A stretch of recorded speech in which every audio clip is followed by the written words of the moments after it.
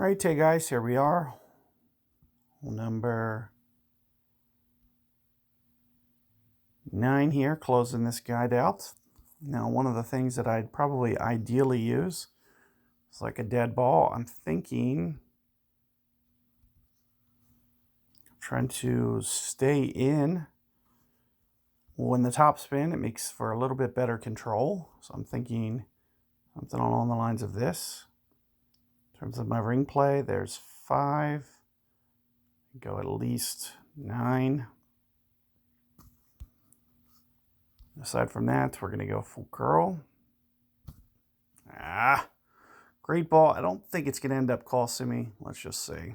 Oh, it does. So 2 ring great ball.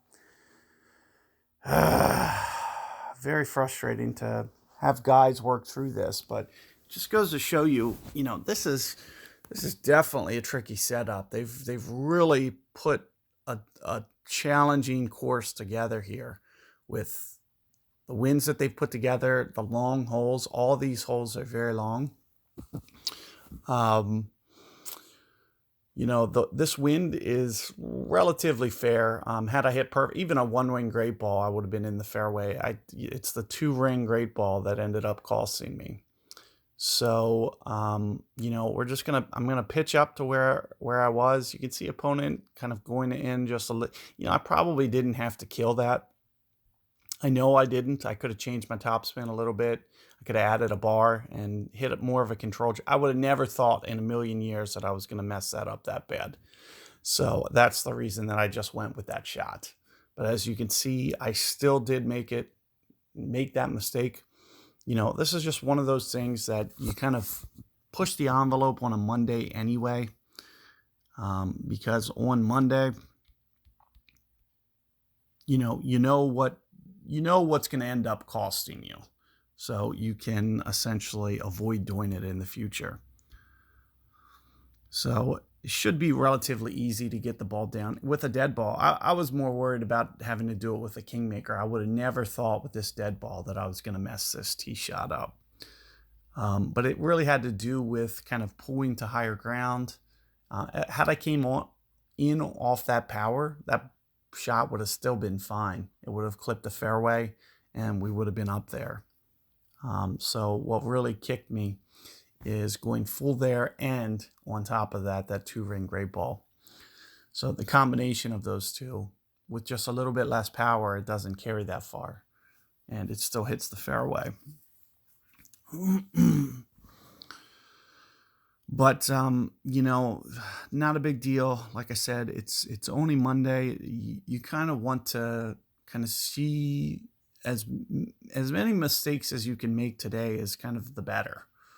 Because that way you have in mind exactly what does cost you and what to make sure that you avoid throughout the week.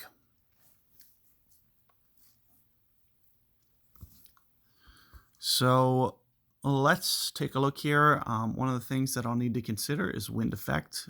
You have to also consider that even though I'm at mid club, I may play min club on my adjustment.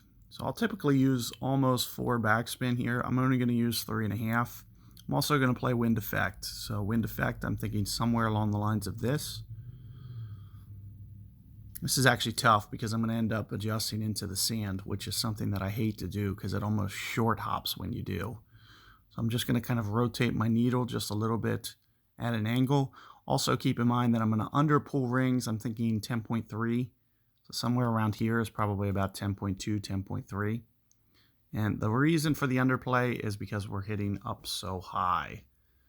You can see we're hitting up to higher ground. And you can also see that I caught a great ball. But, it looks like probably even at 10 rings there, just a little bit heavy. It's probably on the light side of 9 there, 9.8, somewhere in there. It's going to be less. But you do need to still consider that wind effect. So keep that in mind.